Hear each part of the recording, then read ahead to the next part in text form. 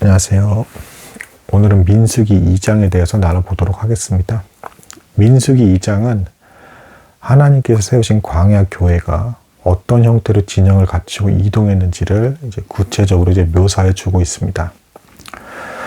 특징이 있다면 이제 하나님께서 각 지파별로 어디에 위치해야 되는지를 이제 정확히 직접 알려주고 계시고, 심지어는 지휘관의 이름조차도 직접 호명하면서 알려주고 계십니다. 이렇게 하신 이유가 있는데요. 신약에 보면은 이제 예수님께서 12제자를 데리고 다니실 때도 이제 이 12제자가 예수님께서 안 계실 때 서로 다투는 부분이 나옵니다. 내가 더 큰 자다. 내가 더 열심히 섬기고 있다. 내가 더 예수님과 가까운 사람이다 라고 하면서 서로 시기와 질투하는 마음 가운데 다투는 모습이 나오고, 이것을 뒤늦게 보신 예수님께서 섬기는 자가 더 큰 자라고 하면서 너 이제 낮추시는 모습이 나옵니다. 겸손하게 서로 사랑으로 하나 되라라는 이제 말씀을 주신 것이죠. 이렇게 다투지 않게끔 하시는 예수님의 모습이 그대로 반영된 것이 이제 오늘 이제 민수기 2장에 하나님께서 진영을 직접 이제 어디 위치하라고 이제 정하신 것이라 볼 수가 있습니다. 하나님께서 직접 위치를 정하셨기 때문에 누구도 토를 달 수가 없었고, 이제 누구도 항변할 수가 없었던 것입니다. 이 백성들은 심지어 나중에 모세가 이제 하나님의 말씀을 받아서 이제 명령을 수행하는 그런 일들조차도 반항하는 모습을 많이 보였기 때문에, 이렇게 하나님께서 미연에 서로 다투지 않게끔 하나님의 군대가 질서 정연하게 서로 싸움이나 다툼이 일어나지 않게끔 이제 배치해 주심으로써 서로 화목하게 지낼 수 있게 하신 것입니다. 실제로 지파의 배치를 보더라도 이제 서로 화목하게 사랑으로 하나 되다라는 뜻이 담겨 있는 그런 배치입니다.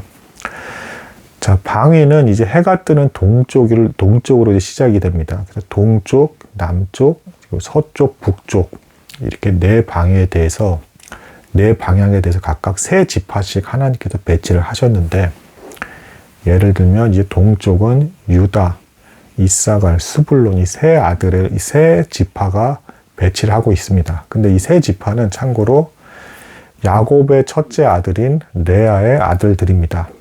그러니까 뭐가 되겠습니까? 어머니가 같은 지파끼리를 최대한 연결을 했다라는 거예요. 그러니까 더 가까운 친족이란 얘기죠. 그래서 하나님의 군대가 질서 가운데 서로 사랑으로 하나 되고 다툴 일이 없게끔 하나님께서 그렇게 배치를 하신 것입니다. 남쪽에서도 이제 마찬가지입니다.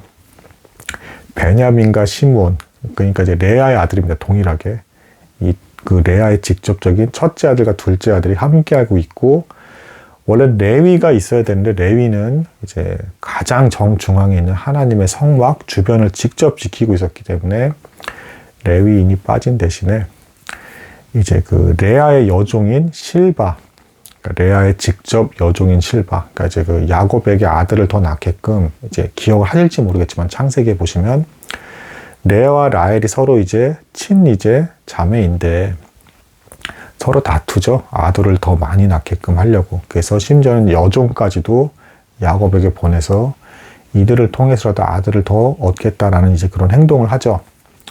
거기서도 이제 레아의 이제 아들 두 지파와 거기에 이제 레아가 허락한 이제 여종 실바의 아들인 갓이 추가가 돼서 남쪽을 메꾸고 있는 것을 보게 됩니다. 그러니까 가까운 형제들끼리, 어머니가 최대한 같은 형제들끼리 묶여 있는 것입니다. 요셉이 속한 지파도 이제 마찬가지입니다. 에브라임, 므낫세, 베냐민이 한쪽 방위를 책임지고 있는데, 이 세 아들도 어머니가 라헬이죠. 그러니까 어머니가 같은 지파끼리 묶여 있다. 서로 화목할 수밖에 없게끔 배치해 주셨다. 이렇게 볼 수가 있겠습니다. 지휘관의 이름들에도 이제 특징이 있습니다. 엘이라는 이름이 다 들어간데, 기본적으로 엘은 이제 하나님을 나타내는 것이죠. 거기에 이제 가말리엘이라는 이름이 나오는데, 신약에도 이제 가말리엘이 나오죠. 사도신경에서. 근데 이제 이 가말리엘이라는 이름의 뜻은 하나님은 나의 상급이시다.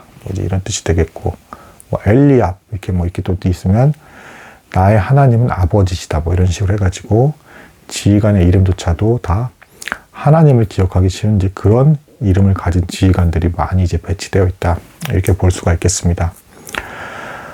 사실은 이 진영에 대해서 이제 나중에 민수기의 이제 후반부에 보시면 이제 발람이 저주하는 부분이 나와요. 이 하나님의 군대를 저주하려고 이제 시도하는 부분이 나옵니다. 근데 하나님께서 그 저주를 축복으로 바꾸시죠. 그때 하나님의 이 진영을 움직이는 이 진영을 보고 놀라면서 이제 아름답다라는 이제 표현을 하는 부분이 나오고요. 하지만 오늘날의 이 진영을 실제로 어떻게 배치되었는지를 본 사람은 없기 때문에 얼마나 아름다운 진영인지는 알 수가 없습니다.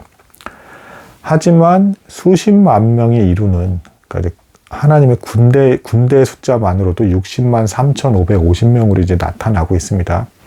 10단위로 숫자가 딱 떨어지는 이유는 하나님의 특별한 섭리라기보다는 이제 50부장, 100부장을 세운 게 나와요. 그러니까 10단위로 이제 그 모세가 이렇게 군 조직을 지휘관을 세울 때 정한 것이 나오기 때문에 그렇게 떨어진 것이다 이렇게 보고 있고요.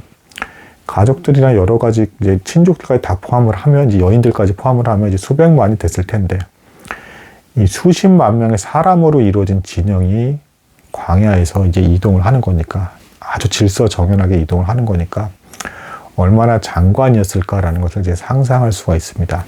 그리고 각 지파별로 깃발이 있을 것이다 라고 추측을 하고요. 그 깃발의 색깔은 대제사장이 입는 옷에 가슴에 에봇이 있었던 거 혹시 기억하실지 모르겠습니다. 12보석이 박혀있는 에봇, 그리고 그 보석의 지파별로 이름이 다 새겨져 있는데 해당 지파의 이름에 맞게 그 보석의 색깔에 맞게 들어갔을 것이다. 이렇게 이제 보는 견해가 있습니다. 또한 그 각 방위별로 대표하는 지파가 있는데요. 동쪽에는 유다가 이제 대표자라면 남쪽에는 베냐민이 이제 대표입니다. 근데 이 대표하는 지파별로 에스겔, 나중에 한참 뒤에 나오죠. 에스겔의 환상색에 본 내 짐승의 상징이 새겨져 있을 것이다. 뭐 이렇게 추측을 하기도 합니다. 그 내 짐승이 뭐였는지 뭐 기억하시는 분은, 아시는 분은 아시겠지만, 이제 보시면 기본적으로 이거죠. 사람, 그다음에 사자, 소, 독수리, 이 네 짐승이죠. 뭐 이 네 짐승을 뭐 사복음서라도 뭐 상징하는 것이다 이렇게 해석하시는 분도 있지만, 이게 뭐 정확히 꼭 사복음서인지 아닌지에 대해서는 뭐 정확히 알 수는 없습니다. 뭐 이렇게 추측을 해서 매우 아름다운 진영을 하나님께서 질서정연하게 광야 교회를 이루시고, 말 그대로 하나님과 사람으로 이루어진 교회입니다. 신약에서도 이것은 본질적으로 같죠. 건물이 교회가 아니라 머리 대신 예수 그리스도와 그 성도들이 기본적으로 이제 사람 하나하나가 교회를 이루는 것이 되는 것입니다. 그래서 그것이 그대로 일치가 되게끔 민수기 2장에서도 이렇게 묘사를 하고 있다. 이렇게 나눌 수가 있겠습니다. 오늘은 여기까지 나누도록 하겠습니다. 감사합니다.